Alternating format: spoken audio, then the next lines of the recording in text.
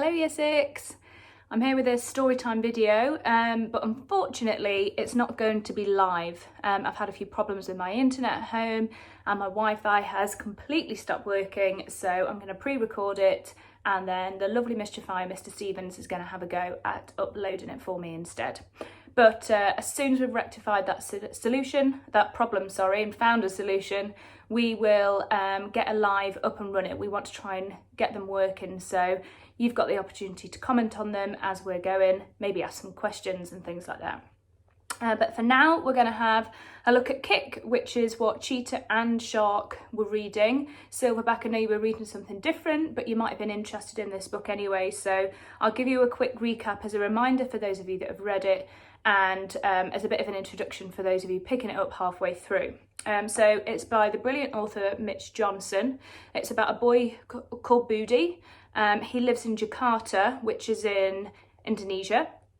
And he lives kind of in an area that's similar to what the slums would be like. So they're in big apartment blocks, it's very run down, they are living in quite a lot of poverty, they don't have a lot of things, but that doesn't stop BUDI from having really big dreams and aspirations, and he is obsessed with football, obsessed with Real Madrid, and that's what he wants to be when he's older. So his job is far from that right now. He's not able to go to school, he has to work to get money for his family instead, and he works creating football boots in a big factory with lots of other children.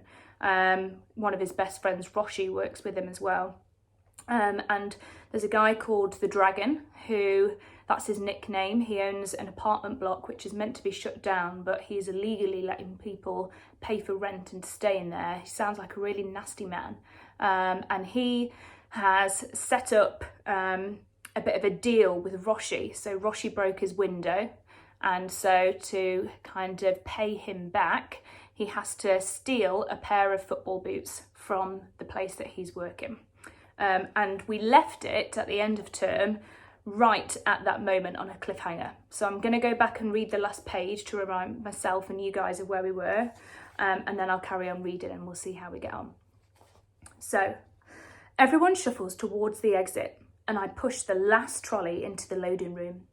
I quickly glance over my shoulder to check I'm not alone and start looking for a pair of boots the right size. There are so many boxes and so many numbers on each box that I'm really confused at first. Then I spot what I'm looking for. I open the box, but the boots inside are studded.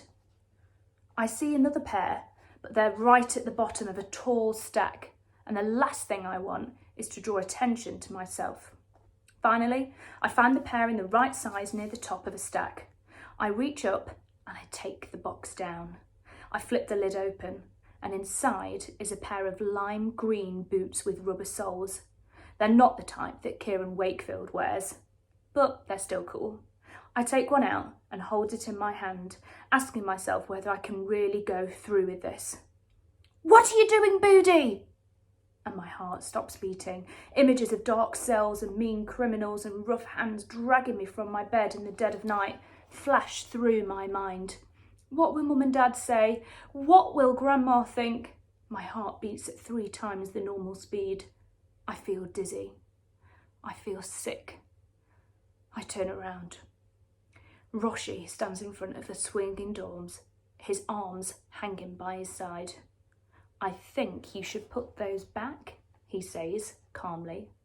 I nod, placing the boot in the box, returning it to the stack. "Let's get out of here," Rochy says, "before someone finds us."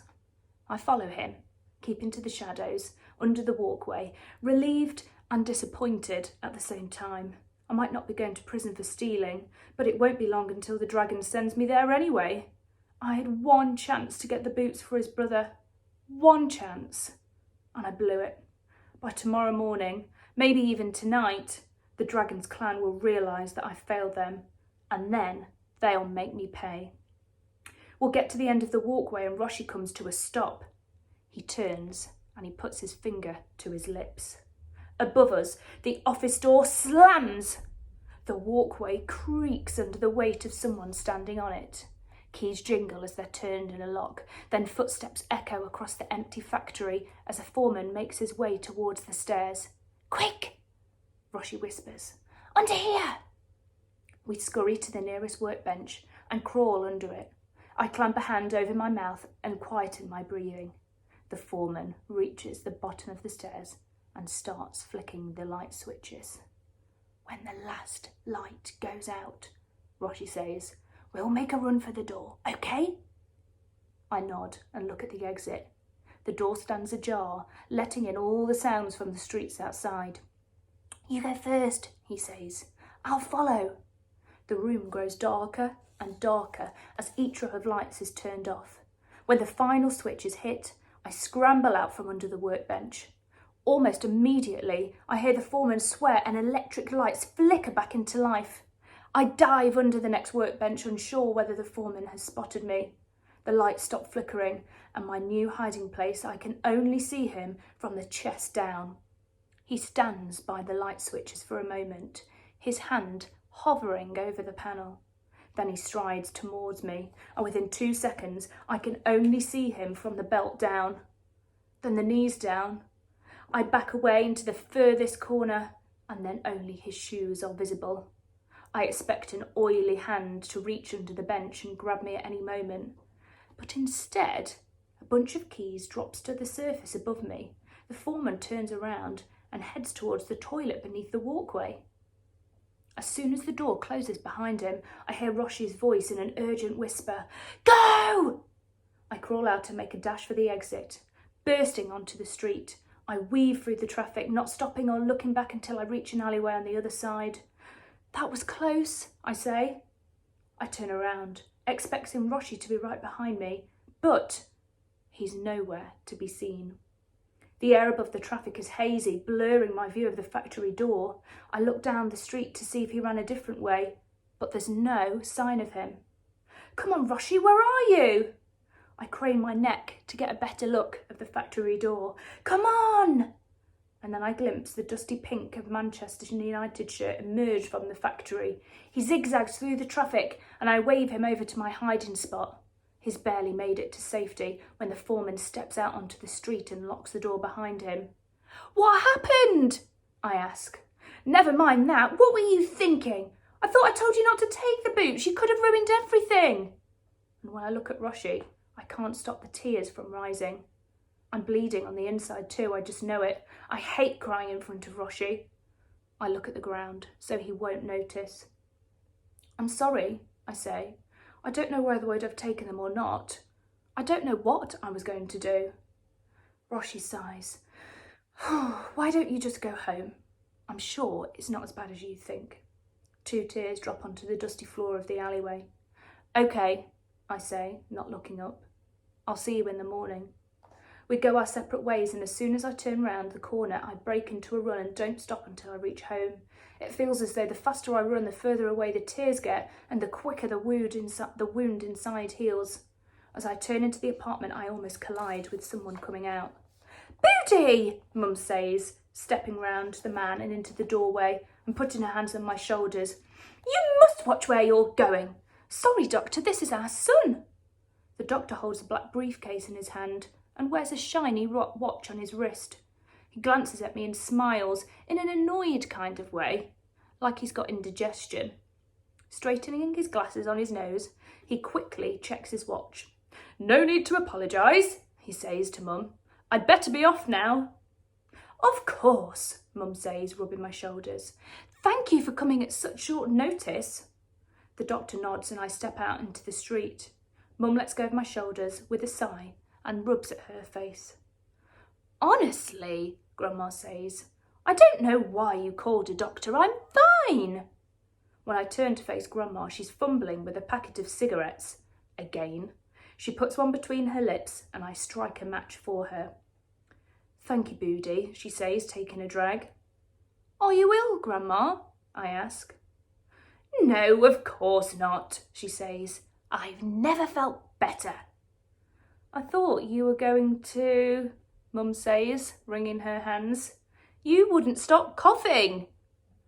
"It was just a coughing fit," Grandma says. "I have them all the time." They're not normally as bad as that. You couldn't breathe. You were... But I'm fine now, aren't I? So let's just forget about it. You're worrying BUDI. Mum puts her hands on her hips and shakes her head, and Grandma exhales a long cloud of smoke. The doctor said you should give up smoking, Mum lectured. The doctor says a lot of things. You'll need stronger medication as well. I don't know how we'll pay for that. We'll manage, says Grandma, tapping her cigarette onto the edge of the ashtray. We always do. At that moment, Dad walks in and Mum explains exactly what happened.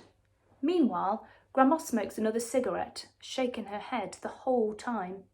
You're blowing things out of proportion, Grandma says when Mum's finished. It's not really that bad. Dad looks concerned, but suggests we talk about something else over dinner. No one can think of anything else to talk about, so we eat in silence. It's a horrible atmosphere. It's like they know everything that's going on and they're ashamed of me. No matter what Grandma says, I can tell Mum is really worried. I think about reminding her that Grandma is immune to venom, but I change my mind. Mum gets up to make tea for everybody. Dad tells me about how great everything's going when we get the pay rise. He says we'll be able to afford everything that we need. Food, clothes, medicine. I was going to use extra money to visit the Barnaboo, I say, but if Grandma needs more medicine, she can have it instead. Mum sighs and shakes her head as she pours out the tea. That's very sweet of you, Grandma says, but I'm sure it won't be necessary. Mum brings tea to the table. Why don't you go and see if your friends want to play? She suggests. She doesn't mean play, she means train. She just doesn't know the difference. I remember how Uston betrayed me, how everyone but Rochy abandoned me to the Dragon's clan. We've fallen out. Not to worry, son, Dad says, sipping his tea. I'm sure you'll be friends again soon. But I don't think I'll be friends with anyone when I'm chained up in dungeon on the execution island. Dad takes another sip from his cup and looks at me through the steam. Then he exchanges a glance with Mum, and she turns to face me. BUDI, when your father gets the pay rise, there's a chance we might be able to afford to send you back to that school. How about that? Do you mean a football academy? I ask. No, Dad says. Just a normal school. I lift my cup to my mouth and take a long sip to give myself more time to think. I try to imagine there isn't a police jeep on its way to arrest me. How would I feel about going back to school? It seems like such a long time since I went there that it's difficult to think what it's like. Would Rochy be able to come too? I ask. Dad shakes his head. I don't think so, BUDI. But you'd be able to see him in the evenings, and you'd make new friends. A vague memory comes back to me. Lots of children sit behind desks listening to a stern man giving out instructions. It's a bit like a foreman in the factory, really. Only better smelling breath. I suddenly remember being asked to stand up in class and answer a question. But I didn't understand. The other children started sniggering, and eventually the teacher ordered me to stand in a corner, facing the wall. Even after he told the class to stop laughing, I felt like everybody was watching me. It feels as though a lump of ice has formed in my throat, and I take another gulp of my tea to try and dislodge it. I'm not sure, I say. What if I don't like school? What's not to like? Asked Dad. Well, I don't know anything. All the other kids will think I'm stupid. No, they won't, Mum says, putting a hand on my arm. And it doesn't matter if they're things you don't know. That's why you go to school, to learn. I wouldn't know anybody, I say, feeling hot. Anyway, I kind of like working in the factory. Sometimes you have to lie a little bit, even to your parents. But with an education, you could do whatever you want. There are so many opportunities, Dad says. You could become a lawyer. A lawyer? I ask. Yes, if that's what you want. But it's not what I want. I want to become a footballer. You don't need to go to school to become a footballer. Rochy says most footballers don't have 2 brain cells to rub together anyway. Dad sighs and finishes his tea. Well, if we can afford it, you'll be going, and you'll thank me for it one day. I pull a face that I know better to try and argue. Instead, I look at Grandma, and she's already dozed off in her chair. and I'll pause it there. Okay, to recap, thank goodness they weren't caught trying to get the trainers. I wonder what's going to happen between Rochy and BUDI's friendship, because Rochy obviously knows something bad's going on. He's trying to talk him out of it. I wonder what's going to happen about school. I wonder if anything's going to be found out.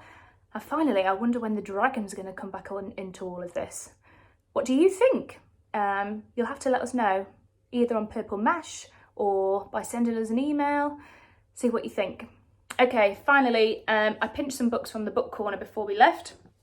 So if you've got any birthday money left or coming up, or you've got books that you want to buy, I've got two really good recommendations. This one is called Can You See Me? It's about a brilliant girl who is struggling to deal with life whilst having autism. It's very funny, some of the situations she gets into, but it's also really good to see that from her perspective. And then the other one that I'm nearly finished, that I was dying to get my hands on, is this, No Ballet Shoes in Syria. You know why I'd like this one, everything to do with ballet. But actually it's more about the girl and the story that she's got to tell. She's an asylum seeker. She's had to leave her country in Syria because of the war that was going on there.